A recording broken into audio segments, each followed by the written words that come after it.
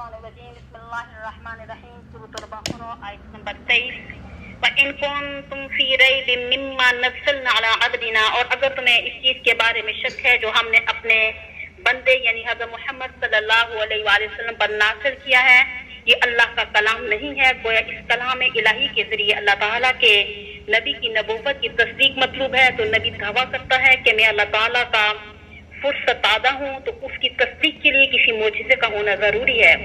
احادیث میں حضور صلی اللہ علیہ وآلہ وسلم کے 3000 سے زیادہ معجزات کا ذکر آتا ہے، مگر قرآن پاک حضور صلی اللہ علیہ وسلم کا خصوصی معجزہ ہے۔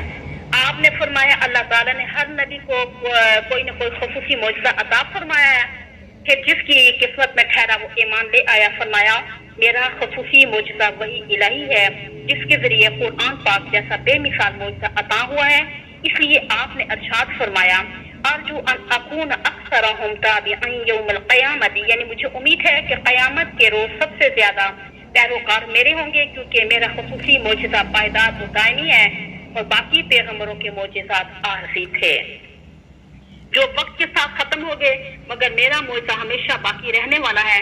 موسیٰ علیہ السلام کا لاٹھی کا معجزہ، حضرت صالح علیہ السلام کے اونٹنی کا معجزہ عارضی معجزات تھے جو وقت گزرنے کے ساتھ ختم ہو گئے، مگر حضور صلی اللہ علیہ وآلہ وسلم کا معجزہ ہمیشہ قائم رہنے والا ہے۔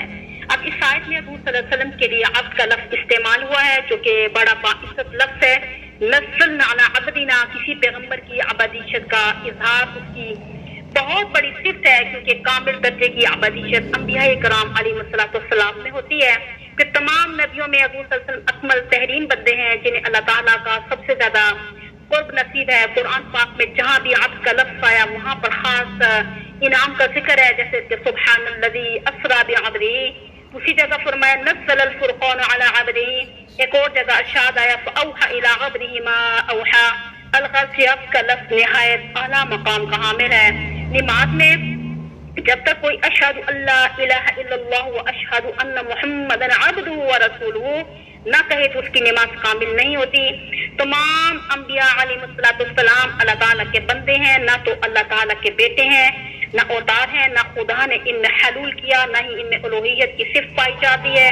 وہ تو اللہ تعالیٰ کی عبادت کرنے والے اس کے عبد یعنی بندے ہیں، معبود صرف اللہ تعالیٰ کی ذات ہے، مشکل کشا صرف اللہ ہے۔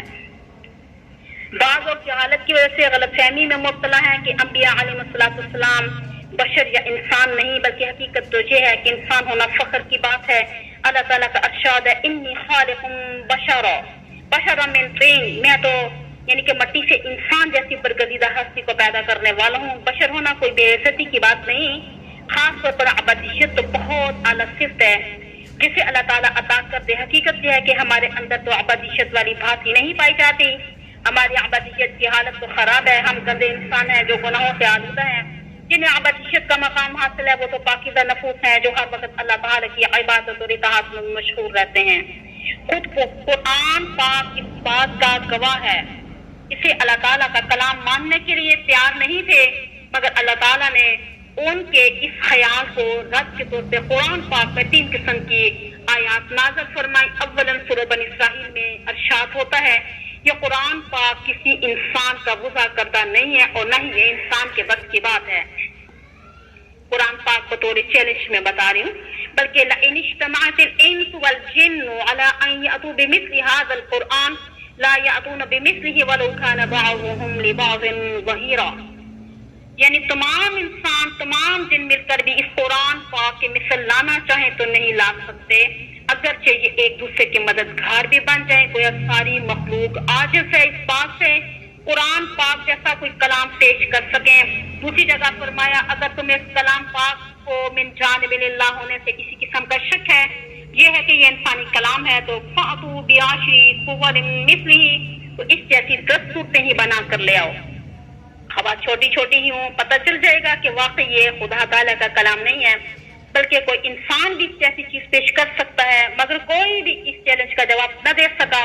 اب تیسرے نمبر پر آیت پاک میں آخری چیلنج دیا جا رہا ہے، اگر تم کو اس کلام پاک میں شک ہے فَأْتُوا بِسُورَةٍ مِّن مِّثْلِهِ، تو اس جیسی ایک صورت ہی بنا کر لے آؤ، چاہے وہ 3 آیات کی چھوٹی چھوٹی صورت ہی کیوں نہ ہو۔ امام ابو بکر خفاف رحمہ اللہ تعالیٰ 4 صدی ہجری میں ہوئے ہیں، اور آپ فرماتے ہیں کہ قرآن پاک اس چیلنج کو صدیاں گزر جانے کے باوجود بھی کسی نے اس کا جواب دینے کی ضرورت نہیں کی۔ اگر مسلمہ کذاب جیسے کسی شخص نے حماقت کی تو اسے منہ کی کھانی پڑی ہے، اور اس کو ہم اثر کافروں نے اس کے منہ پہ تھوک دیا تھا۔ تم پر لعنت ہو، کیا تمہارا وضع کردہ کلام محمد صلی اللہ علیہ وآلہ وسلم پر نازل ہونے والے کلام کا مقابلہ کر سکتا ہے؟ یہ تمہارے بس کا روگ نہیں ہے۔ قرآن پاک کا یہ اعجاز 14 صدیاں گزرنے کے باوجود قائم اور دائم ہے، اور آج تک کوئی ایک صورت بھی بنا کر پیش نہ کر سکا۔ عام مفسرین اکرام فرماتے ہیں یہ چیلنج قرآن پاک کی فصاحت اور بلاغت کے لحاظ سے ہے، اور امام ابو بکر خفاف بھی انہی مفسرین میں شامل ہے جو فرماتے ہیں قرآن پاک ایسا فصیح اور بلیغ کلام ہے، اور اس جیسی فصاحت اور بلاغت آج تک کوئی دوسرا کلام پیش نہ کر سکا۔ مگر یہاں یہ سوال پیدا ہوتا ہے، اگر یہ چیلنج فصاحت اور بلاغت تک ہی محدود ہے تو پھر یہ خطہ عرب تک ہی محدود ہو کر رہ جاتا، تو یہاں عربی زبان بولی جاتی ہے جہاں نا، تو کیونکہ قرآن پاک عربی زبان میں نازل ہوا، مگر حقیقت یہ ہے کہ یہ چیلنج صرف عربوں کے لیے نہیں بلکہ تمام اقوام عالم کے لیے ہے۔ اگر اس چیلنج کو بین الاقوامی چیلنج تسلیم کیا جائے تو اس کا مطلب یہ ہوگا کہ فصاحت اور بلاغت کے علاوہ نہ کوئی دوسرا کلام اس جیسا ہے، اور اس میں نہ دیے ہوئے یعنی ایسا نظام جیسا کہ کوئی نظام دیا جا سکتا ہے، اور نہ ہی اس جیسا کوئی دوسرا دستور پیش کیا جا سکتا ہے۔ حضور صلی اللہ علیہ وآلہ وسلم کے ماحول جیسی اجتماعیت کوئی دوسرا قانون پیش نہیں کر سکتا، حتیٰ کہ ساتھ کتب آسمانی صحیح سے بھی ایسا اجتماعی نظام نہیں دے سکتے جیسا قرآن پاک نے عطا کیا ہے۔ اس لیے فرمایا کہ کوئی ایک صورت لا کر دکھاؤ جو قرآن جیسی جامعیت پیدا کر سکے۔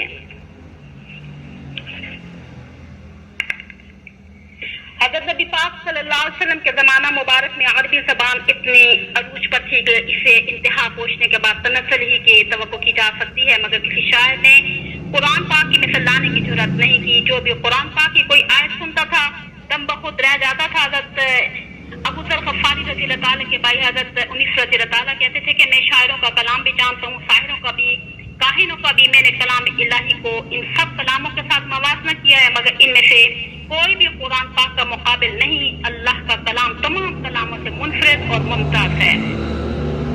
قرآن پاک نے چیلنج پیش کرنے کے بعد پھر خود ہی اس کا جواب دیا، فَإِن لَمْ تَفْعَلُوا وَلَن تَفْعَلُوا، بس اگر نہ تم کر سکو اور تم ہرگز نہیں کر سکو گے، گویا یعنی کہ تم اس کلام کی مثل ہرگز پیش نہیں کر سکو گے، پھر خبردار فرمایا فَاتَّقُوا النَّارَ، اس آگ سے بچو، الَّتِي وَقُودُهَا النَّاسُ وَالْحِجَارَةُ، جس کا ایندھن انسان اور پتھر ہیں۔ گویا دوزخ کی آگ میں اس کلام کے مکذبین خود کفار جلیں گے۔ پتھر جلانے کا مطلب یہ ہے کہ جس طرح کوئلے سے جلائی گئی آگ سخت ہوتی ہے، اس طرح پتھر سے جلنے والی آگ شدید تر ہوگی۔ یا پتھر سے مراد وہ پتھر کے بت ہیں جن کی پوجا کی جاتی تھی، وہ بھی دوزخ کی آگ سے جلائے جائیں گے۔ فرمایا ایسی آگ اعدت للکافرین جو کفار کے لیے تیار کی گئی ہے، اور کفار لوگ اس آگ کا ایندھن بنیں گے۔ آپ لوگوں دیکھ لیجئے، مما بمانا الذی من مثلہ من زائدہ ہے، شہداء شہید کی جمع ہے، حاضر گواہی دینے والا، مدد کرنے والا، حاکم اور مقتول، فی سبیل اللہ، دونا دراصل اس کسی چیز سے قاصر اور کوتاہ ہے، دونا کہلاتا ہے مجازن کم رتبہ حقیر چیز پر اس کا استعمال ہوتا ہے۔ دنیا کا دنیا اس لیے کہتے ہیں کہ آخرت کے مقابلے میں حقیر ہے یا قریب ہے۔ اب دھونا کے معنی قریب کے بھی ہیں۔ کتابوں کی تصنیف کو تدوین اس لیے کہتے ہیں کہ ایک مضمون کو دوسرے مضمون سے قریب کیا جاتا ہے۔ پھر دھونا کے معنی ہے وسعت پیدا ہوگی، ایک چیز کو چھوڑ کر دوسری کے اختیار کرنے پر اطلاق ہونے لگا ہے۔ اس اعتبار سے دھونا کا معنی ہے غیرہ، وراء، استوا، نزول۔ اصل میں نزول کے معنی بلند جگہ سے نیچے اترنا، تنزیل کسی چیز کا متفرق طور پر بتدریج نازل کرنا، انزال ایک بار نازل کرنا۔ قرآن پاک لوح محفوظ سے بیت المعمور تک ایک بار نازل ہوا، پھر وہاں سے دنیا میں تھوڑا تھوڑا حسب ضرورت اور مصلحت نازل ہوتا رہا۔ حجارت جمع حجر بمانا پتھر۔ اعوذ باللہ من الشیطان الرجیم، بسم اللہ